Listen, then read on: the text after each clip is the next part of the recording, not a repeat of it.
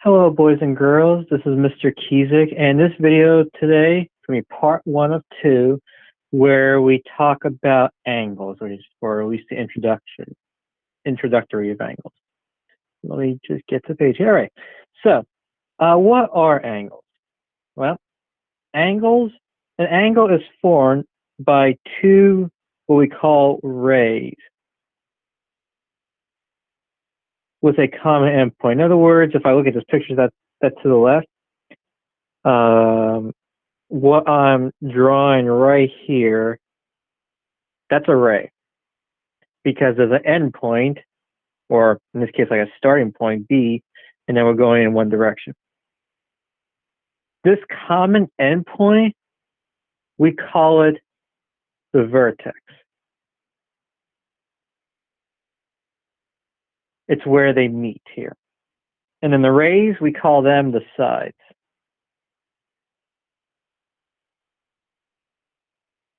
Now, there's a few different ways to name an angle here.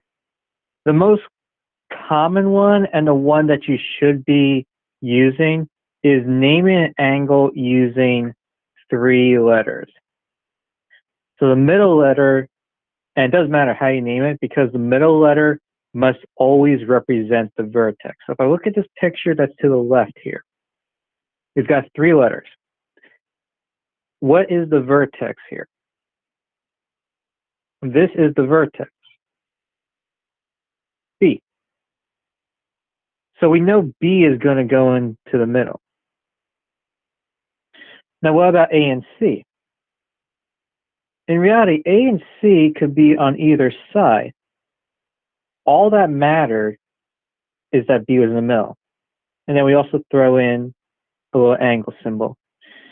Now you're going to see me, this is exactly how you would write it, a little angle symbol. Sometimes you will see me, and you can do it too for yourself, put this little marking down here, because sometimes, let's be honest, we're writing very quickly and we want to make sure that we understand what we wrote. We don't want to mistake it for an L. In this case here, these would be the 2 ways that you can name the angle. Now, in this specific case here, I can also use a single letter to name it, because that angle is only located at one specific vertex. So I could name this as angle B also. However, let's say if I drew another line here going this way with another point, let's call it D. Could I still name it angle B? And the answer is no, because B is shared between many angles now, or between different areas, we call them spaces. You got this space right here. You got this space right here. You also have this space right here. So if I just said, with that green arrow there in the drawing, if I just said angle B, we don't know what part you're talking about. There's a third way of naming angles, which I'll show you later in an example. This last bullet point here talks about how we do notations when we talk about measurements of angle. So in this case here, let me erase all this stuff here so it's not as jumbled up. We would name, or we would say the measure of this angle, ABC, is 60 degrees. And we put a little M in front. All right. So now you guys probably know this stuff here from your basic geometry you had in middle school, the 4 basic types of angles. So what's the one that's less than 90 degrees here? An acute angle. So this is less than 90.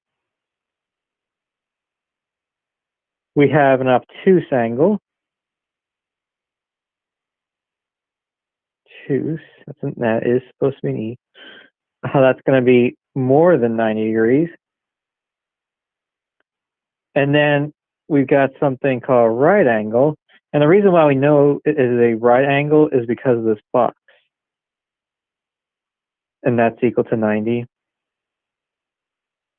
And then you may not know this one here, but if I look at it, what do I have? I have a line. And what direction is it? It's straight. So that equals 180. Now, going back to the box before, like, so that box is very important. So let's just say, for example, that box wasn't there. You had a drawing that just looked like this. You could say it looks 90, but we can't say for sure that it is 90. Again, notation, markings, and geometry are very, very important. Okay, so let's look at the first example here. Name the vertex of the angle. Well, remember, the vertex is what? It's where the points of the rays meet here, or where they start off. In this case here, it's K. Name the sides of the angle. So remember, a side of an angle are the rays. To name a ray, your first letter is where you start. So in this case here, you're going from K to J. So K to J with an arrow to the point to the right. And then my other ray would be K through L. Okay, L, the arrow to the right. And yes, the arrow always points to the right on top when you name rays. All right, let's name this angle 3 different ways. Well, the easiest one, because it just is one vertex here, we could name it angle K. The other 2 ways, we're going to use the more common 3-letter method. To do that, well, what has to be in the middle? K. And the other 2 letters are on the other side. So angle JKL could be, or angle LKJ. And then we would classify this angle as obtuse.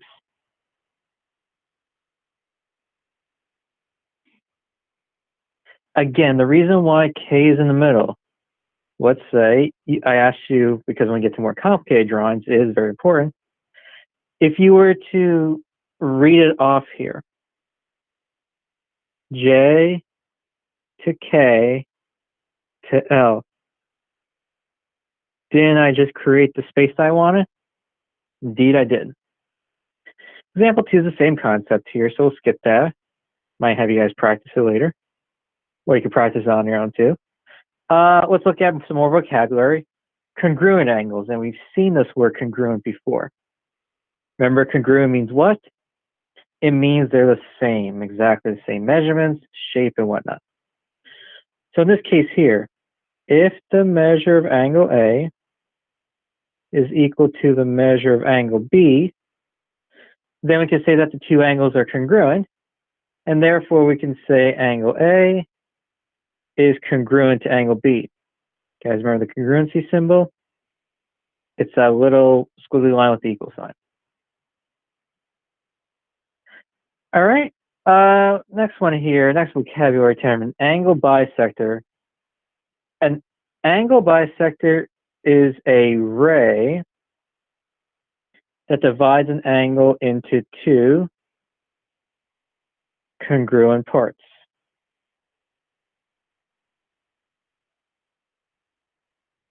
Just like how we had a couple lessons ago, or last lesson, yeah, a couple lessons ago, about a segment bisector, well, where it cuts a segment in half. Angle bisector does the same thing, except it cuts the angle in half. So in this diagram that's to the right, which ray is cutting the angle in half? You would say ray BD is the angle bisector, and therefore, which 2 angles are congruent? So this is good practice here. A couple things to note. You see these little markings here. Do a different color. Right here and right here. Those 2 markings indicate that this area right here, this space here, this angle measurement, and this angle measurement right here are both the same.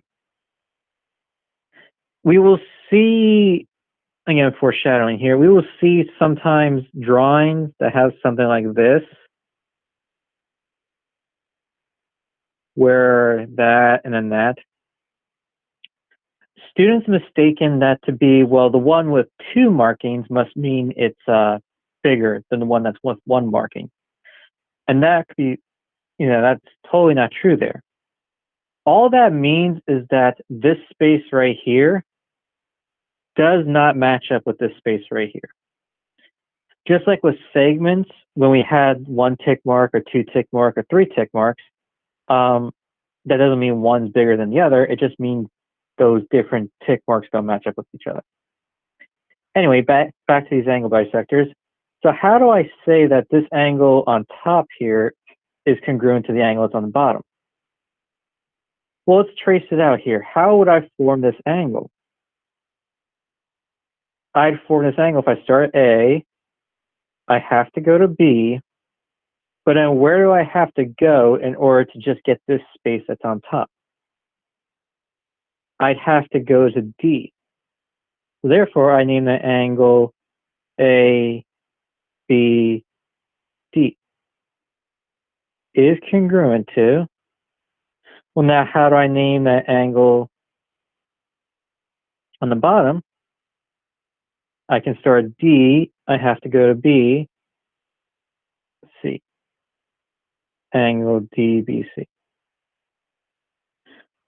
Notice in both cases, B has to be in the middle because that's the vertex that's shared between the two angles. And also, we cannot say just angle B is congruent to angle B because, again, we don't know which area of B you're talking about. All right, another vocabulary term here. Perpendicular lines are two lines that intersect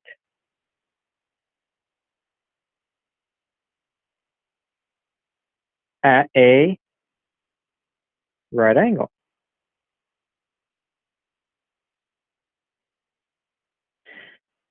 So the symbol that we use to represent perpendicular is this upside down T. And the easiest way to remember that is if I could just look at the picture to the right here and think about that bottom half is not there. Looks like an upside down T. So in this case here, we would say that line L is perpendicular to line M. All right, the last vocabulary here is what is a perpendicular bisector? So we're combining basically these two terms here, angle bisector and perpendicular lines. A perpendicular bisector is a line, segment, or ray that is perpendicular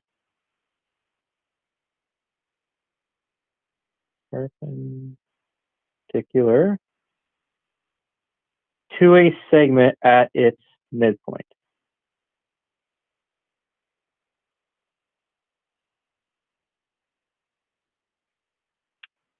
So in the diagrams to the right here, which is the perpendicular bisector? Well, in this case, it's line LM is the perpendicular bisector to line segment PQ. And the reason why we know that is a couple of things.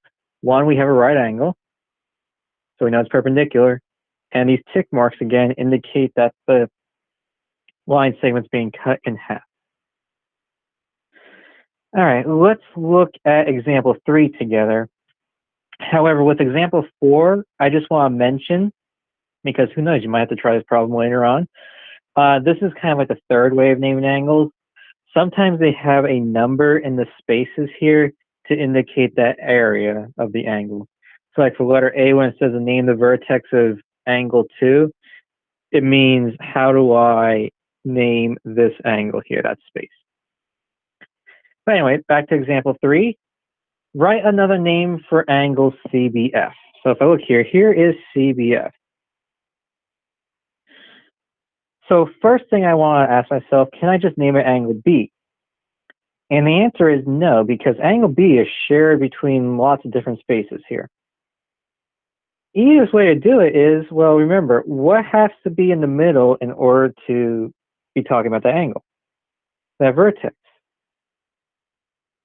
And what did I say before? I said the other two points can be on either side. All right, let's look at the next one. Name the sides of angle EBD. So if whenever we name the sides, we're thinking what? Rays. So if I look at EBD here, trace it out, E to B to D, this is what I'm talking about. So my rays are BE and BD. Okay. Letter C, classify angle ABC. If I just trace it out here, it's a straight line. So straight.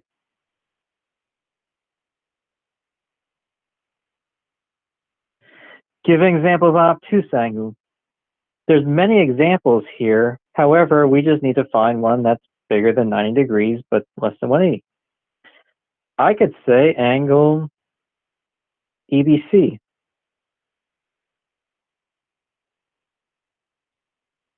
See if you're able to figure out another one on your own here. Name two congruent angles. Well, whenever we're looking for congruent angles, we either need to look to see, do they tell us any congruent angles, or the markings here. And right here, look at that. There's a marking right here. Is there another one someplace else? The answer is yes. Right there.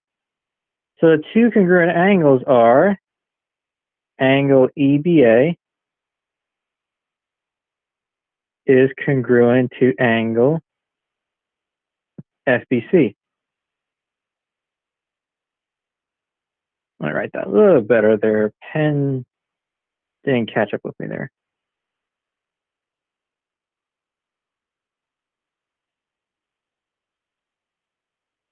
There are other angle measures that are congruent to each other. Again, I want you to challenge yourself to see, is there at least one more that could be congruent to each other? And again, who knows, might be asking that next class. And then the last one here, last question, name a perpendicular bisector. So again, whenever you look for a perpendicular bisector, you're looking for two things. You're looking for the tick marks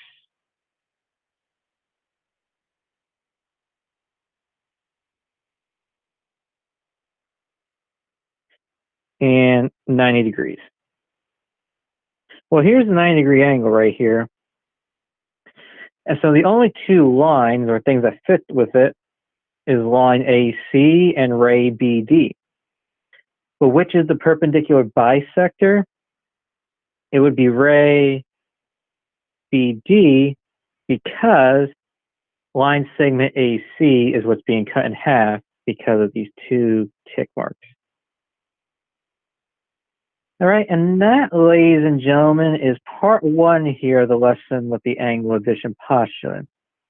All right, so if you have any questions or concerns, please feel free to reach out to me. This is Mr. Kiesik, signing off.